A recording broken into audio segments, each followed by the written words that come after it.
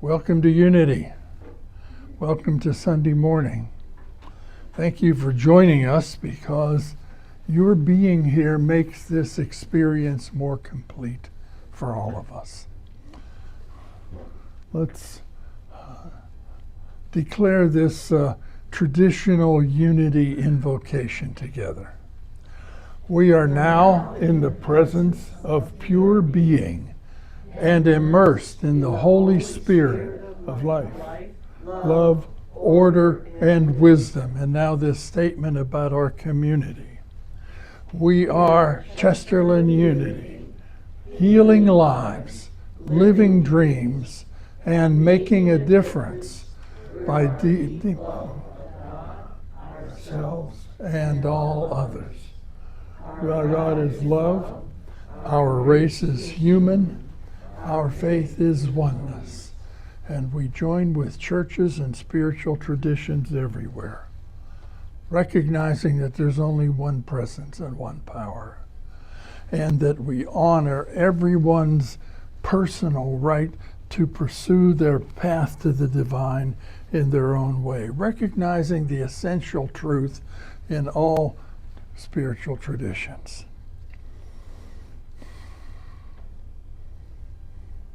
So it is.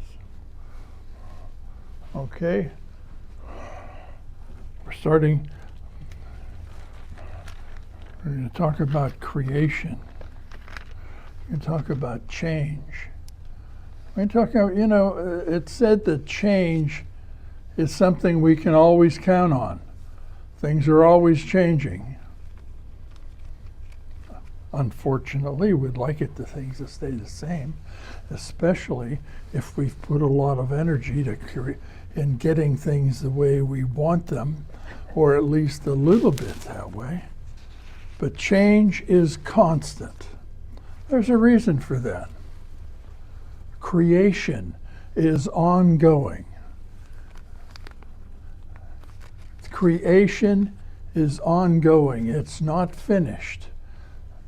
The universe, existence is continually unfolding, flowing from the divine, from the creator.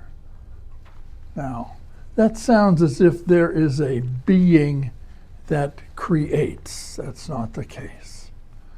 God is not a creator, even though it's a word that we use, and sometimes God is creativity. God is the process of creating. God is the energy of life and love and order moving into and through the universe, creating. That same energy is within us. And so we are creators. We are always creating. We are always creating through our thoughts, through our emotional energy, through the words we say, through the steps that we take. Usually, we're not very aware of that. We're semi-conscious of our creativity. And if our creation process is semi-conscious, our results are going to be semi-satisfactory. They're kind of haphazard, because many times our process is haphazard, not intentional. So we're going to be talking about a conscious, creative process, about being intentional with manifesting what we want in life, and taking control of the creative energies that move through us and taking responsibility for them being satisfactory. We're using as a framework for this the 7 days of creation in the book of Genesis. We're also using the Eric Butterworth book, The Creative Life. 7 keys to your inner genius, based on the 7 days of creation. Okay. Day 1. You know how it starts. In the beginning, God. That's a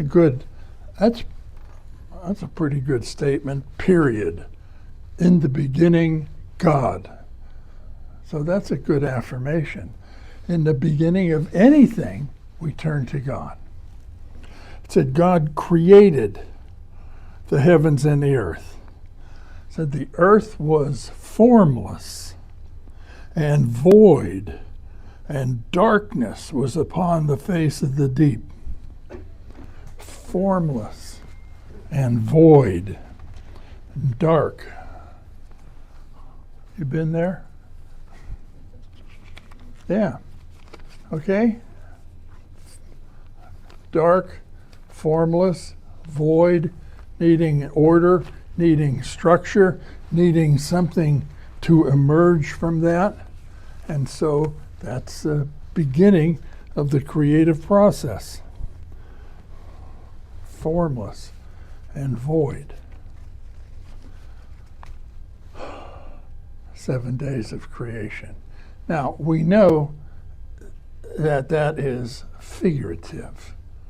It wasn't actually 7 24-hour days, in spite of what some literalists would say.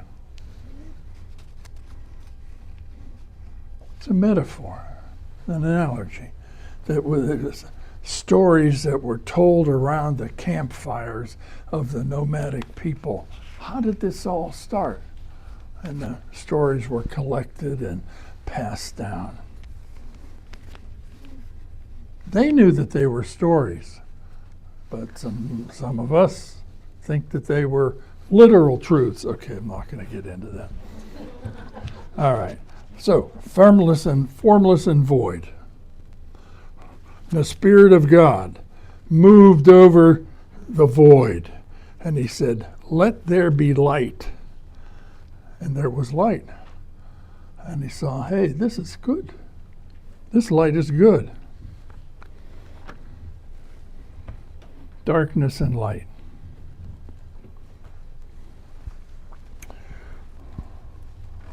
There's a key word in that. Well, 2 key words. Light, because light is the idea. Let there be an idea that is the basis of all existence. Let there be an aha moment. Let there be the mental structure for energy to form into materiality. We'll talk a little bit more about light. But the other key word there is let. Let there be light. You know, it could have said, light! Sometimes that's how we approach creativity. Okay? We get intense because we don't want. Many times we don't focus on doing something creative until there's a need, until there's some urgency. Let. So this is a process of allowing creation to unfold. Much of the goal-setting teaching about manifestation is about pounding things into being. Okay, affirming, saying it over and over and over and over again, putting images on the ceiling of your bedroom so that the first thing you see is the image of what you want. Pounding things into existence. No, let. Allow. Take some time. Let it unfold. What do you want? What goals do you have? What do you need? Let it come to you. One teacher has said, It's like a surfer waiting to catch a wave.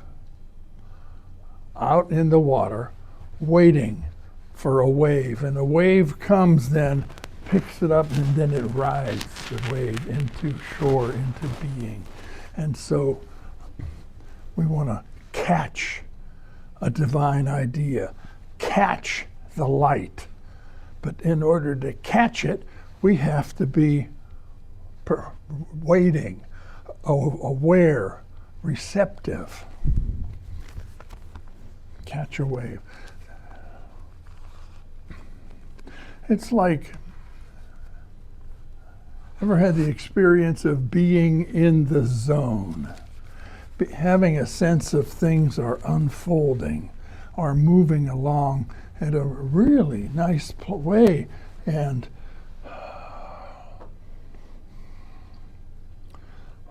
I remember one time I was having a particularly good game of golf, and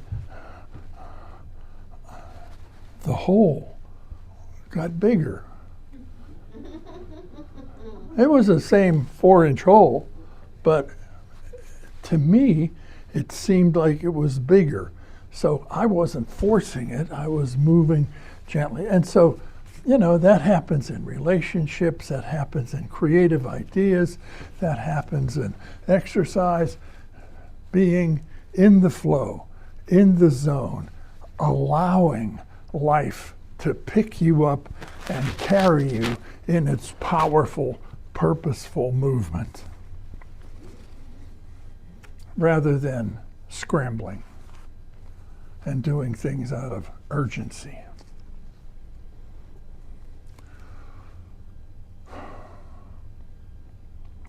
There's a kind of a spectrum of being in the human condition.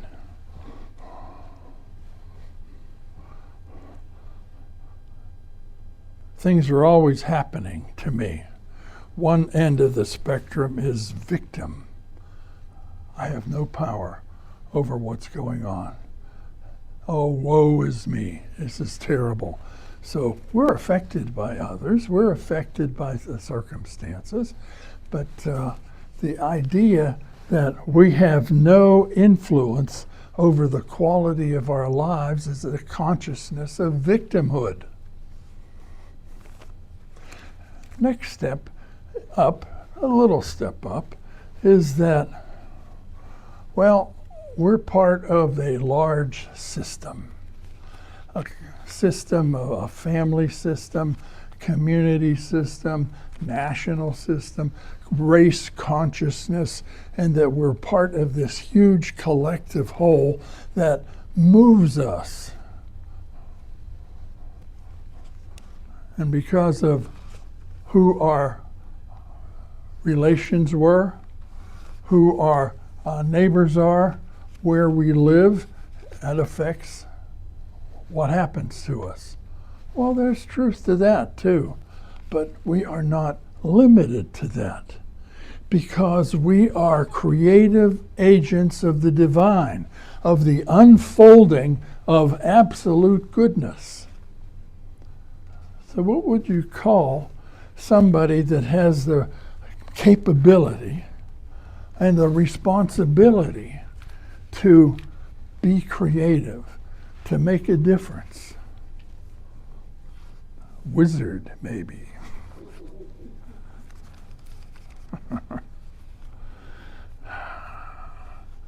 I was at one Unity church that had a bowling team in a church league, and we called them themselves the Unity Wizards.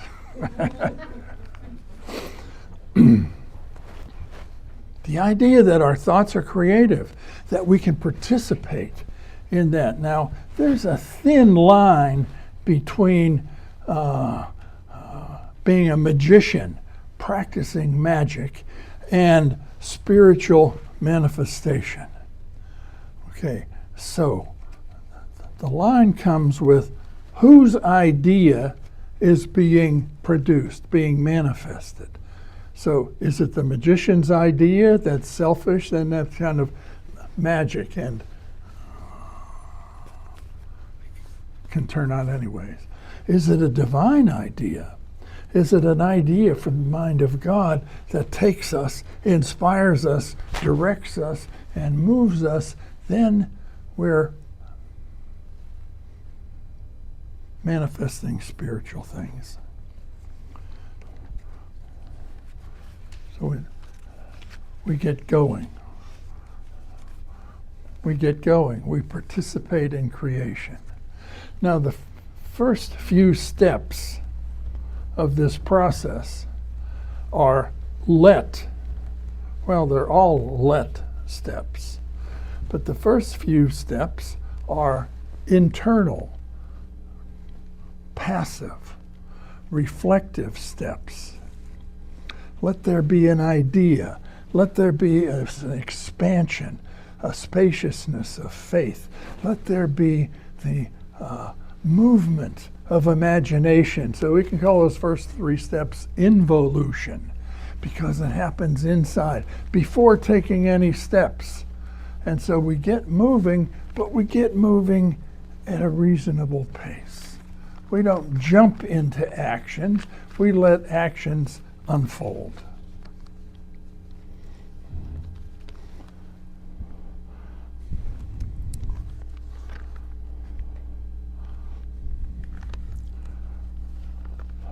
Where am I? So, what do you want? We're going to practice these steps over the next couple of months. You have an idea of what category you might want that to be in. So don't force it, just wait for it. You know, knowing the power of our thoughts and being able to participate in creativity, we can have or do just about anything we want. Health, wealth, happiness, stuff, purpose, healing, harmonious relationships. We can say, we can have anything. We just can't have everything. So, Angela told me a story about a child who was taken to Toys R Us for the first time. How old was she? 2 or 3. 2 or 3? And she said, okay, look at this. Look at this Toys R Us. And she looked around and said, you can have it. What do you want? And she said, oh, I want everything. I want all of this.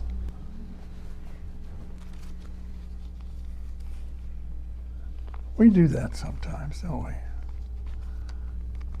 Sometimes we say I want all of this.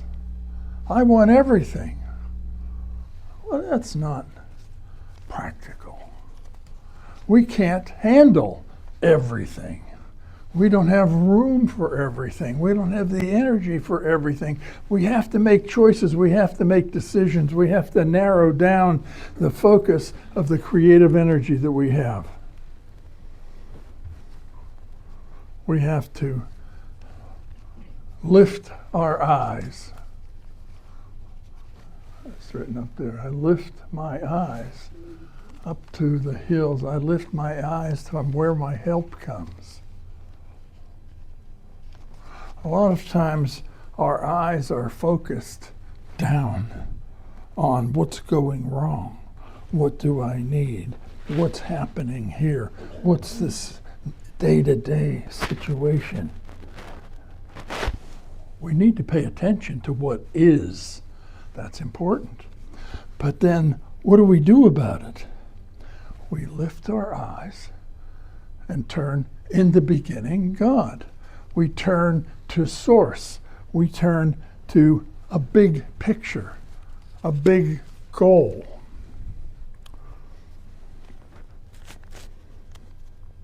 If you have a goal, You want to make sure that it's big enough to make a difference, not just in your life, but to make a difference in the universe.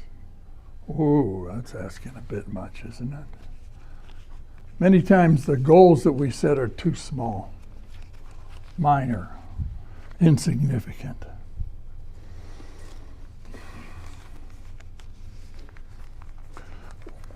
One manifestation teacher talked about God doesn't care about your little plans. God doesn't care about your waistline. God doesn't care about your checkbook. God doesn't care about your aches and pains. God doesn't care about the problems you're having with your partner or your depression or your confusion about what to do. God cares about bigger things. God cares about life, which is connected to your waistline. God cares about abundance, limitlessness, which has to do with your checkbook. God cares about love, harmony, and peace, which has to do with your relationships. God cares about light, order, and wisdom, which has to do with your sense of direction and purpose. So that's the big idea. In the beginning of a goal-setting process, go for the big idea and see if your particular specific goal or dream is going to enhance the activity of life and love and order and wisdom in the universe. That's a guarantee of success.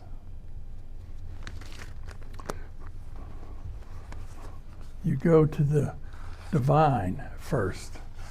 You go to the what's called the divine equivalent, the characteristic, the nature of God that deals with that particular issue.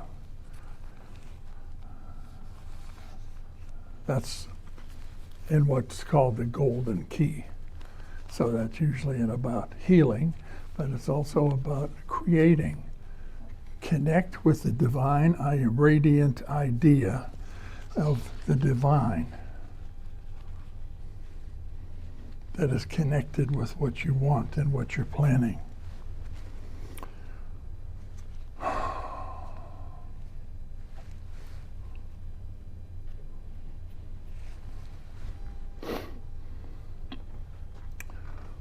One of the things we're going to be talking about besides our own personal plans is about this community, about gestural unity. You know, churches are closing all over the country. Some unity churches, but a lot of mainline churches. Mm-hmm. Now there's lots of studies and talk about what that is. But there are some churches that are thriving, that are growing.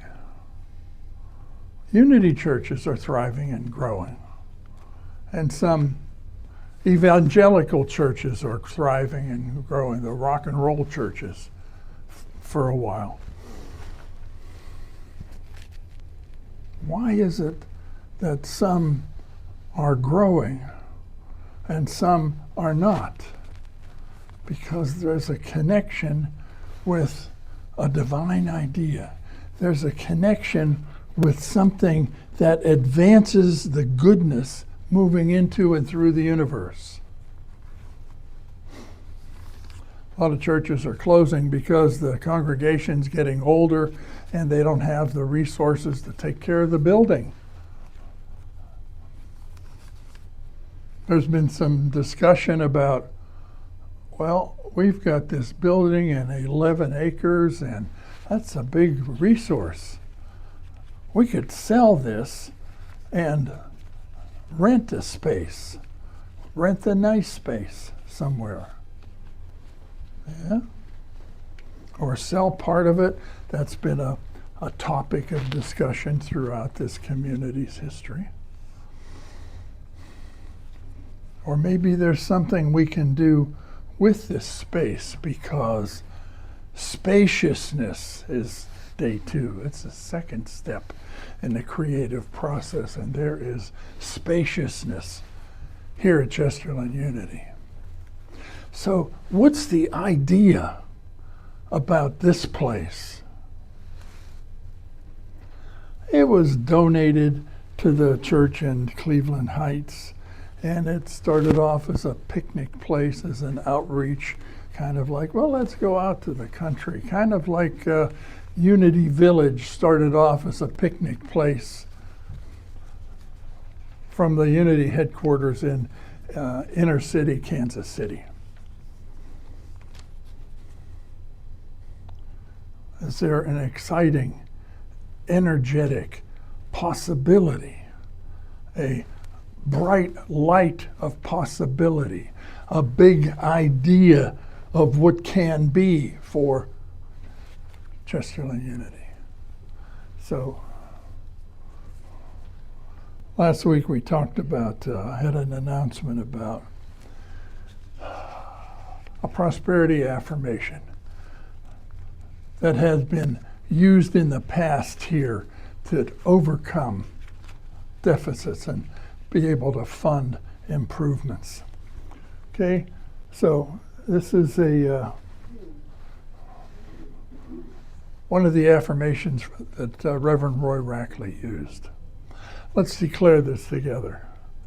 We have a lavish, steady, dependable income, consistent with integrity and mutual benefit.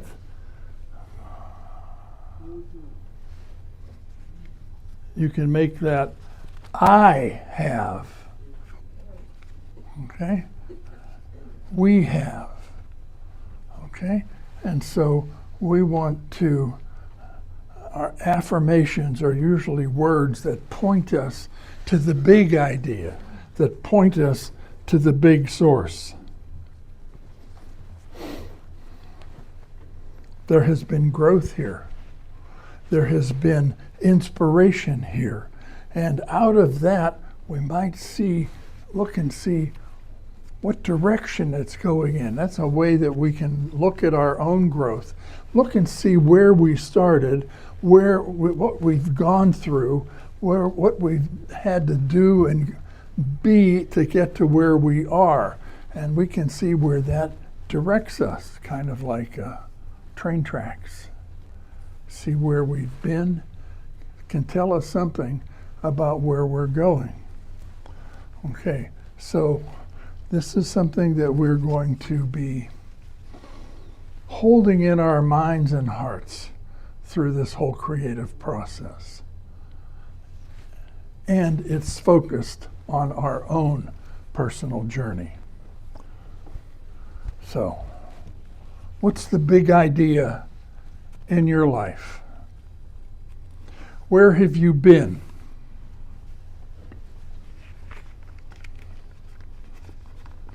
Have you grown at all in the decades that you've been alive? I'm sure you have. You've changed. You've participated in a creative process.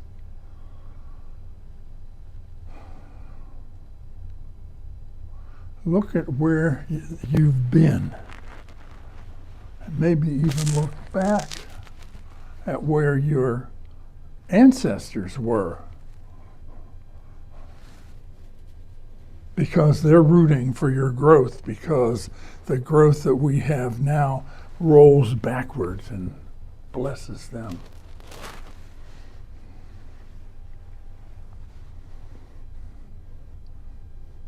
Maybe you've been interested in past lives.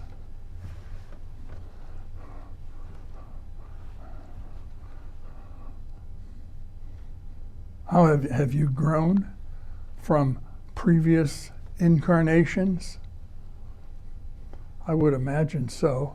I really believe that the process of existence, of ongoing creation, is a spiral that's always growing towards increasing complexity and increasing connectivity. More oneness, more order, more love. That's happening in our lives, that's happening in the universe.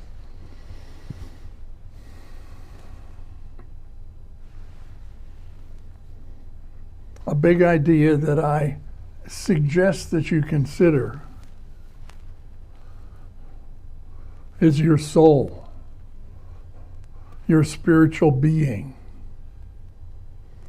So if, just for the sake of speculation and fun, imagine that you've been evolving and growing over a number of incarnations and over a number of decades in this life, and that's going to continue. It's going to continue into future incarnations. A continued growth, wholeness, spiritual presence. So, where might you be in 1,000 years? What are you going to be like 1,000 years down the road? Now that's a big idea. Where you're going to be is closer to the perfection that's already in you that we call the Christ within. We're moving closer and closer to it, and we'll continue moving. So that's the big idea. So you might want to let any specific goals percolate down from that big idea. To have an intention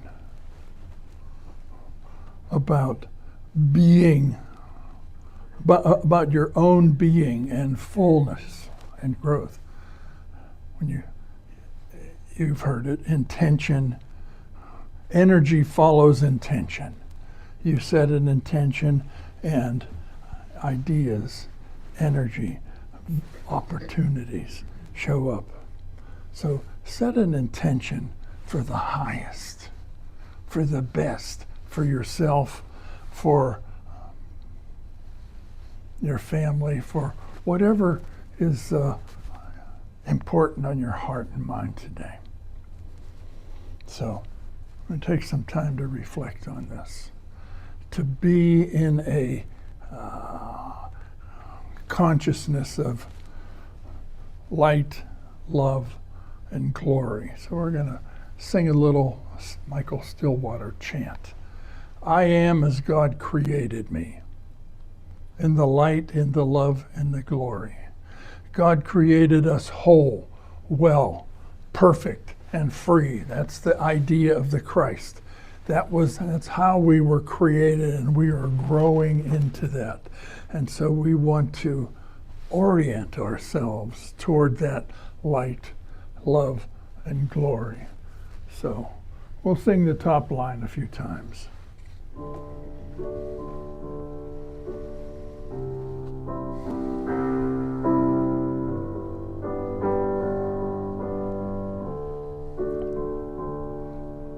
I am as God created me, in the light, in the love, in the glory. I am as God created me, in the light, in the love, in the glory. I am as God created me, in the light, in the love, in the glory. I am as God created me, in the light, in the love, in the glory.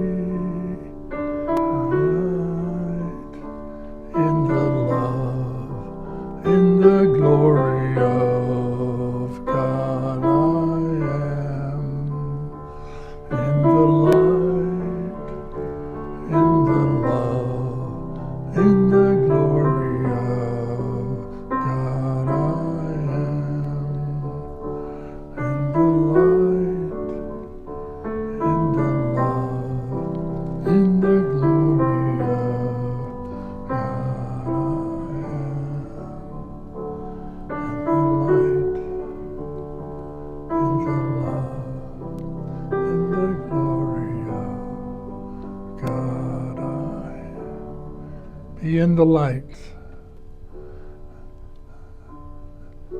of who you were created to be. It already exists. It's present within you. It calls you to grow, to heal, to prosper, to be peace.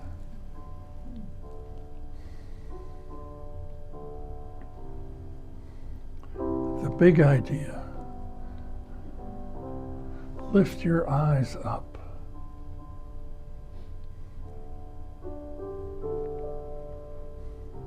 Come up higher.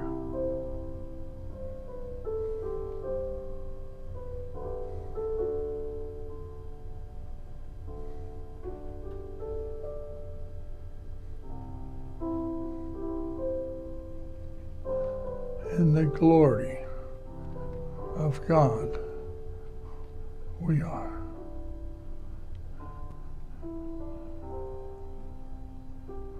Settle into the quietness of the pure being that you are.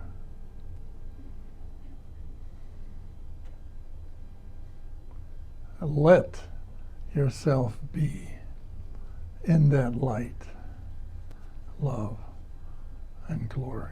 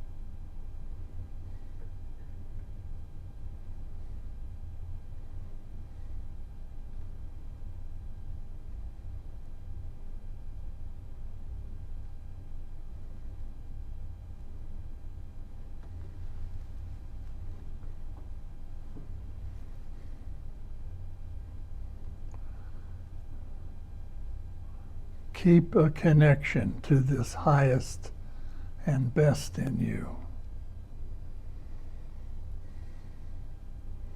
As you bring your awareness back to your breathing into this room, maintain a conscious connection with the light and love and the glory that you are.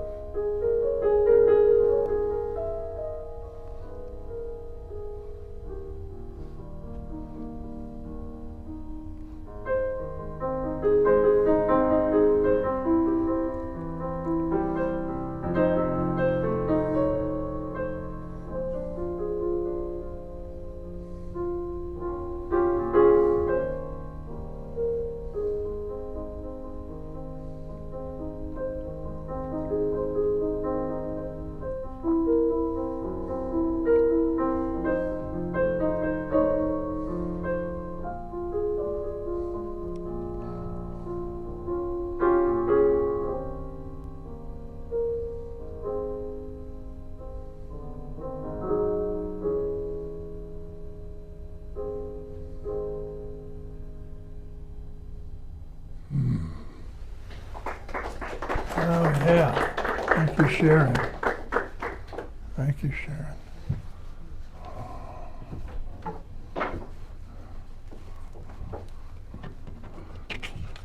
In place of our traditional love offering blessing today, I've found another affirmative prayer written by Reverend Roy Rackley. Okay. So you may be familiar with this. I modified a couple of words to make it apply to our lives and to giving gifts in support of this ministry. Let's declare these words together. We thank you, Holy One, that our needs are abundantly met. We are stewards of your abundance, which we gladly share with others through our time, talent, tithes, and gifts. We know that we live in your abundance, and from it we draw a rich and peaceful life. We joyfully support your ideas through our lives and the spiritual fellowship of this community. You, Holy One, are our source. We gladly serve you through your law of giving and receiving. Thank you, Reverend Roy. And while the offering's being taken up, we're going to sing. Well, okay, let me make an announcement here. Those of you watching online, you can support this community by texting a donation to 844-789-9876. Just have to put a number in that.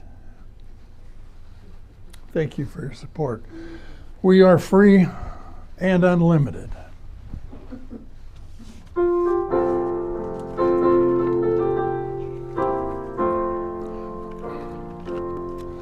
I am free, I am unlimited. There are no chains that bind me. I am free, I am unlimited. Right now, right now. I am free, I am unlimited. There are no chains that bind me. I am free, I am unlimited. Right now, right now. Once again. I'm free, I am unlimited. There are no chains that bind me. I am free, I am unlimited. Right now, right now. I am free, I am unlimited. There are no chains that bind me. I am free, I am unlimited. Right now, right now. Thank you for your support of Chesterland Unity. I dedicate your gifts to do the work of abundant life, unconditional love, and universal truth. So it is. Amen. We have a few announcements.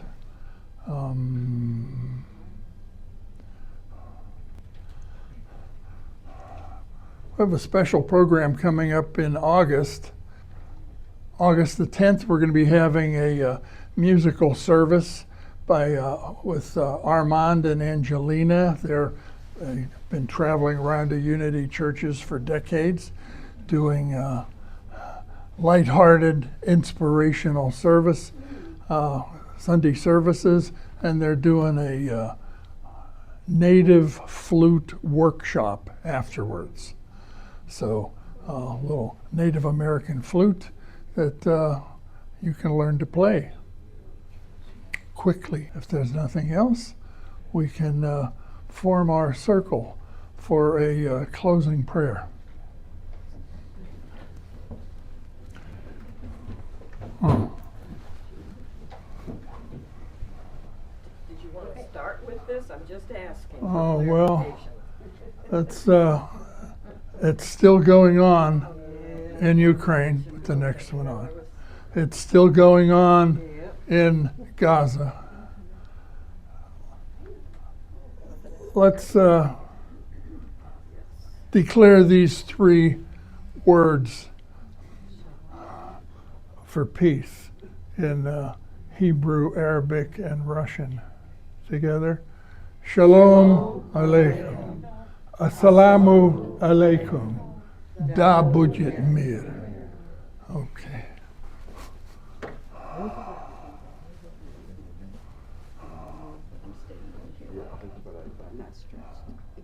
Anybody in particular you want to hold in prayer? Richard and Martine. Yeah, Elio. Marie and Robert. Mm. Angela, Rebecca. So, our hearts open to so many. And in that openness, we declare the truth of these words together. The light of God surrounds us. The love of God enfolds us. The power of God protects us. The presence of God watches over us. Wherever we are, God is, and all is well.